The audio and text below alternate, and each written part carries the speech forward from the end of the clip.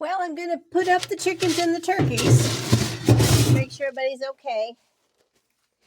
Throw them all a little snack. Turks, come on. Come here, Turks. Come on, guys. Here we go. Come on. Look at them come. Come on, Turks. I got 3 turkeys, and there's Turk, main Turk. And the 2 other Turks. And then we've got Beggar Boy. Yeah, Turk. Oh, let me see here. I see rabbits are needing some water.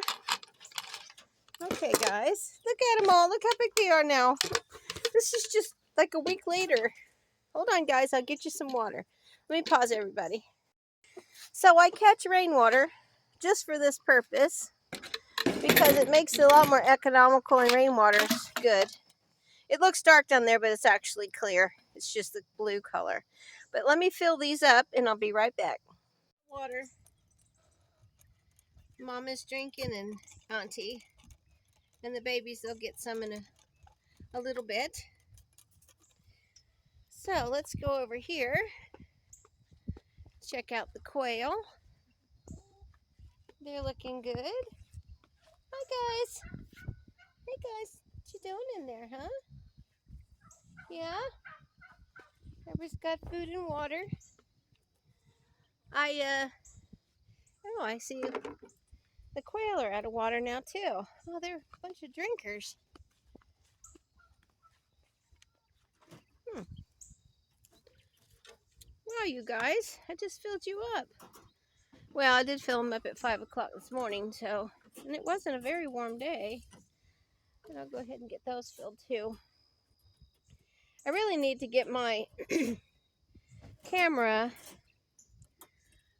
instead of my phone, so I can have it on me, like on my head or something, so I can fill them up.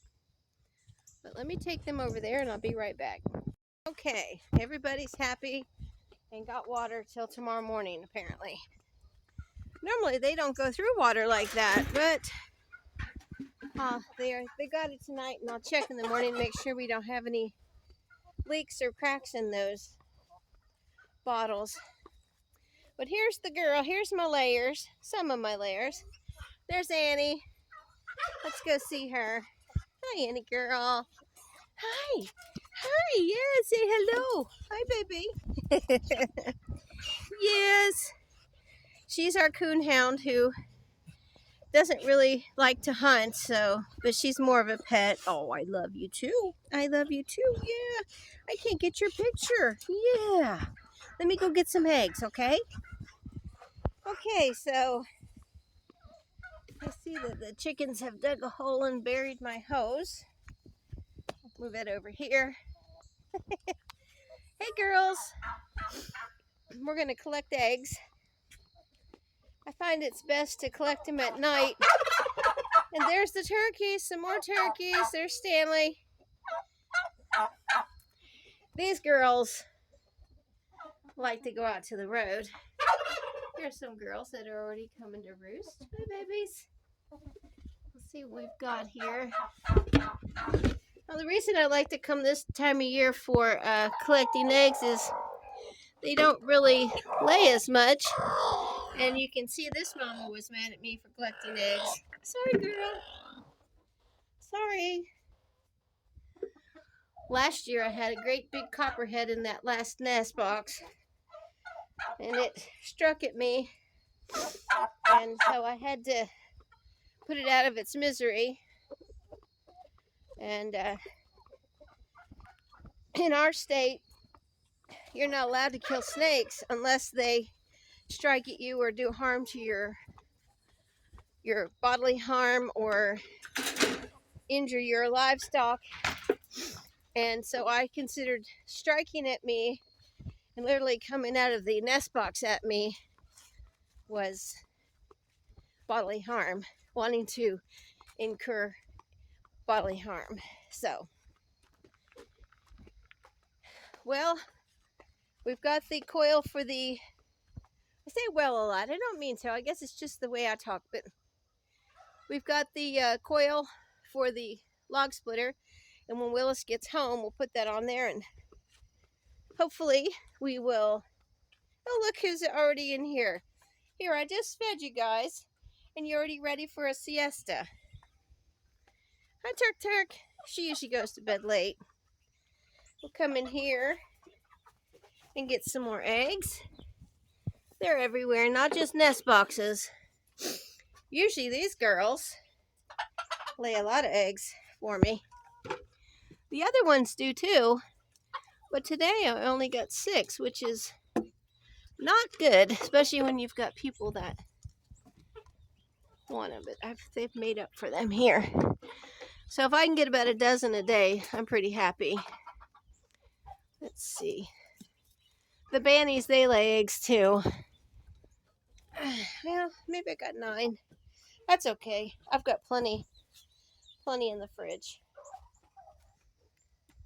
As you can see, I used feed bags to block the wind, and it keeps the wind off of them in the wintertime, and we just kept it up there. We just stapled it up. Look at those guys up there. I've got this black netting, so when I close this up at night, nothing goes in or out. I've got some on the inside, some on the outside.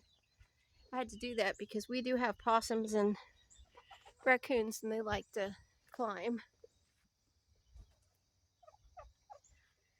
So I was going to put these guys up, but they all came out. They'll be up in a minute. It is such a mess around here right now with the trees that came down and the one that we took down. So you'll have to forgive our place. Here's a crepe myrtle Mom gave me, and it is rooting. It is taking root. I have checked it. So next year it'll come out of this pot, and we'll put it in a place of honor. Anything I get from my parents' place, I treasure. Because Dad's gone, and she's 80, and you know, you got to think about stuff like that. This right here, this weekend, is going to be a project. We're going to put the tin on here, clean it out, and put the walls on it, and have that for a woodshed, which will be for this. So I'm excited. I've ordered everything for that. Turk, it's okay. Look at her. She's running. She's like, Beggar Boy was chasing her. Beggar Boy, what are you doing scaring that big old turkey? She was an orphan from those turkeys I showed you guys down there that were in the fence next to those other chickens. And turkeys are so big, especially when they are, I mean, they're big, but when they are in captivity, like I've got them, they don't take care of their young. They are so big that they step on them. And I know they don't mean to. And so I always rescue them, because it breaks my heart to see the little chicks have been stepped on. Oh, there's another pumpkin in there. All right. I'll tell you what, if I can get a picture of Kelly's pumpkins, she harvested pumpkins over there in Scott County and sent Willis some pictures. She got 24 pumpkins, Dickinson pumpkins, and a couple cushaws. And I was so tickled for her. She said that she had them in her goat pen and they didn't even bother them. Now, I thought that was kind of strange, because in my experience with goats, they eat everything. So if that's true, guess where I'm going to be planting pumpkins when I get my goats back. Let's come over here and see. Oh, well, hello, Mr. Orb Weaver. Can you see that spider? Not going in that way. And here's some real pretty fall flowers. The bees need all the nourishment they can get. Oh, there's, okay, let me see if I can get in here. I'm not going to bother you, Mr. Spider. Look at the size of that pumpkin, guys. That's great. It is ready. So I will be harvesting that and processing. But getting back to Kelly, she's going to be bringing me some pumpkins next weekend. Excuse me. And we will be processing pumpkins and doing a video on that, how we do it. There's a lot of different ways, but I think that the way we do it kind of retains the flavor of the pumpkin. I mean, people have their opinions, of course, right? Well, oh my goodness. Look at this chas tree. It is blooming. Look at this. I mean, still blooming. It will bloom all the way up to fall. I just love it. And I showed you guys that in another video. And also, this is the last, and you can see that this sourwood, excuse me, sound like a 14-year-old boy going through the change. This sourwood is actually changing colors, but it also has some blooms on it. Just a couple, but that's enough.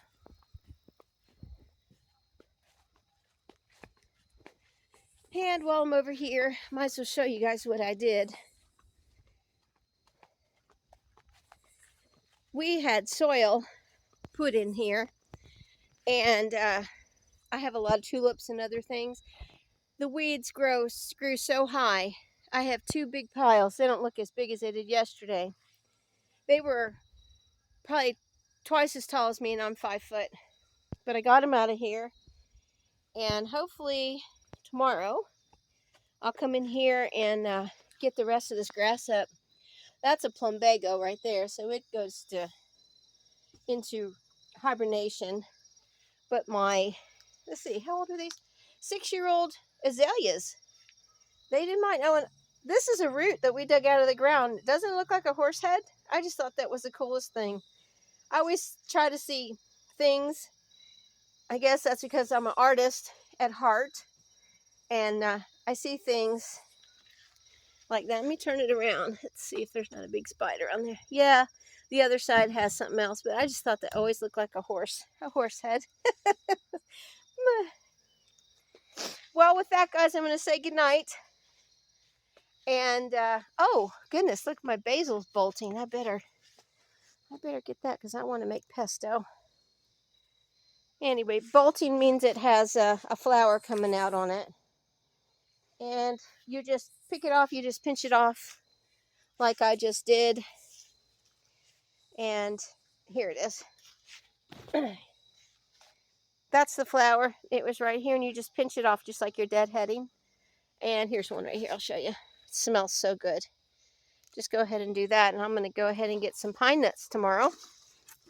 And pick my basil, clean it up, and I'm going to make some pesto. So I will make a video on that too in case anybody's ever interested. I just love pesto. First time I ever had it was in an Italian restaurant over a pasta. It was so good. I think I did pretty good this year. Okay, guys, have a good night, and I'll see you soon. Bye. Lacey K. Homestead. Hey, like, share, and subscribe if you would. I'd appreciate it. Bye.